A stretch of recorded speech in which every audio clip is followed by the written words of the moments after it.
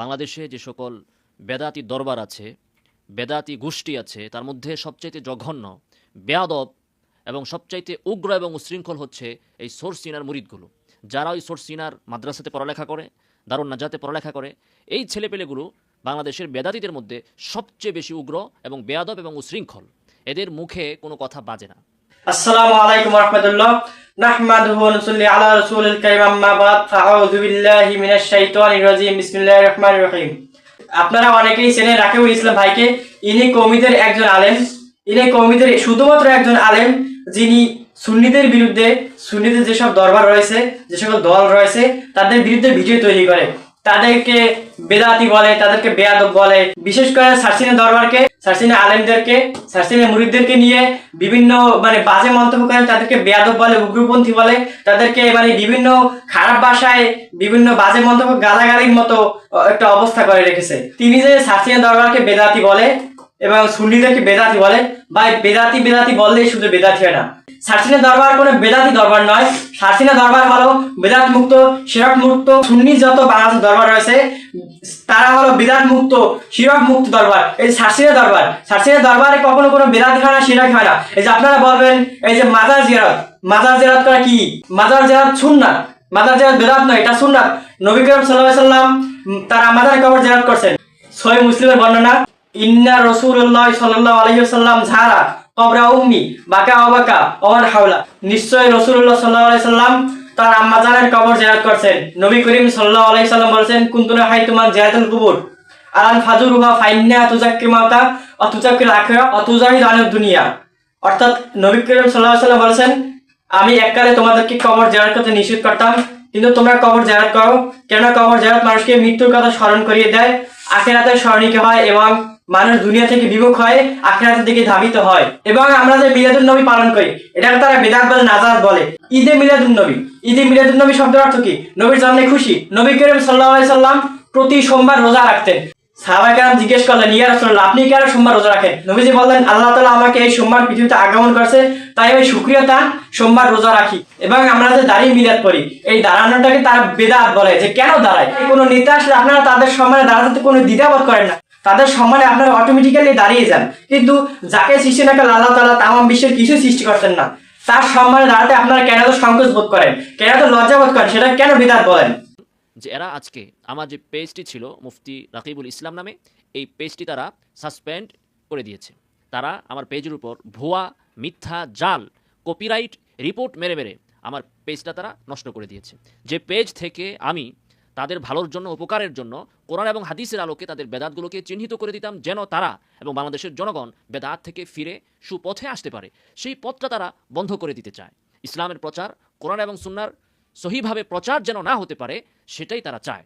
তো এরা আমার পেজটি নষ্ট করেছে এবং এর সাথে সরাসরি সরাসরি সোরসিনার এই ছেলেগুলো জড়িত। তাদের বড়রা জড়িত আছে কিনা আমি জানি না, কিন্তু সরাসরি তারা জড়িত, এর 100% প্রমাণ আমার কাছে আছে। আর রাকিবুল ইসলাম ভাই, আপনার আইডি তারা কেন ডিলিট করছে? আপনি আইডি কি সম্পর্কে পোস্ট করেন? আপনার ইউটিউবে, আপনার ফেসবুকে আপনি কি পোস্ট করেন?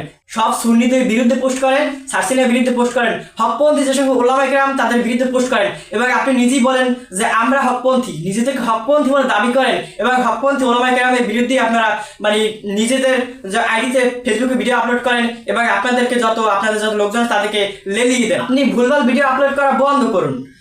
এই যে আপনি আপনাদের কমের আর কোনো আলেমদেরকে আমরা দেখিনি যে তারা এভাবে তাদের বিরুদ্ধে করেছে। আপনি নিজে মিলাদ ক্যাম্প করুন বা না করুন, আপনি নিজে করবেন না, সেটা আপনার নিজের ব্যক্তিগত ব্যাপার। কিন্তু আপনি এটা জনগণের মাঝে বিভ্রান্ত ছড়িয়ে দিয়ে আপনি বলবেন এটা বেদাত, এটা হারাম, তারা ভণ্ড, তার বেদাতি, এই সকল বলে আপনি জনগণের মাঝে বিভ্রান্ত সৃষ্টি করছেন। তো রাকিব ভাইয়ের এই বিভিন্ন ভিডিওর কারণে, তার এই বিভিন্ন অহিতক ভিডিওর কারণেই, যে ভিডিওর মাধ্যমে সমাজে বিভিন্ন বিভ্রান্তি সৃষ্টি হয়, এই ভিডিওগুলোর কারণেই মূলত তার এই পেজটিকে ছাত্ররা নষ্ট করছে। তারা কি বেদাতি করছে আপনাদেরকে বললাম, মাজার জিয়ারত, এই যে মিলাদ ক্যাম্প, এটা তো আপনাদেরকে আমি বললাম, শবে বরাত, শবে কদর, বিশিকাত তারাবি, এটা কি? এটা বেদাত নয়। আমি যদি এই সম্পর্কে ভিডিও বলি তাহলে ভিডিও অনেক লং হয়ে যাবে। তো আমি এই সম্পর্কে পরবর্তীতে ইনশাল্লাহ ভিডিও দেওয়ার চেষ্টা করবো। তো এই যে এই সারসিনা দরবার একদম বেদাত মুক্ত দরবার। এই দরবারে কোনো বেদাতে কোনো জায়গা নেই। এই দরবারের মাজার শরীফে লেখা আছে যে এখানে কেউ সেজদা করিবেন না, এবং নামাজ পড়িবেন না।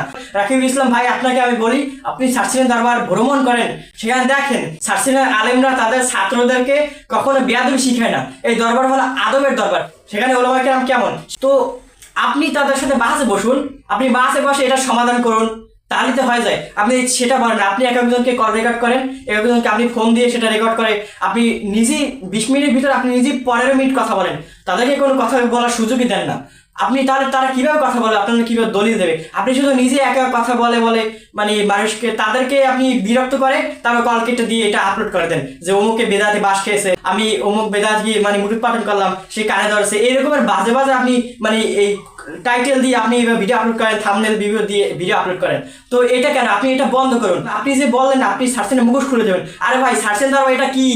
আপনি বাংলাদেশে আপনি ইসলাম কিভাবে পেয়েছেন? এই যে আউলিয়া কেরামের মাধ্যমে, সার্সিনা, ফুরফুরা, জোনপুরি, সোনাকান্তা, এই সকল যে দরবার রয়েছে, এই সকল যত ওলামায়ে কেরাম রয়েছে, তারাই বাংলাদেশে মানে ইসলাম প্রচার করছে। এই যে বাংলাদেশ যে ওলি ছিল, এই যে শাহজালাল, শাহপরান, শাহমাদ গুম রহমতুল্লাহ আলাই, কারামত আলী জোনপুরি রহমতুল্লাহ আলাই, মুজাদ আল হোসেন রহমতুল্লাহ আলাই, তারপরে আবু বকর সিদ্দিক রহমতুল্লাহ আলাই, নেসারুদ্দিন রহমতুল্লাহ, সার্সিনা যে সকল পীর, যে সকল পীর মারা গেছে তারা, এবং এই যে মানে এই যে 360 অলি, তারপরে এই যে 12 আউলিয়া, এই যে আউলিয়া কেরাম বাংলাদেশে ইসলাম প্রচার করছে। এখন তাদের মধ্যে ইসলাম পেয়ে আপনি খালি মাঠে শুধু লাফালাফি করছেন।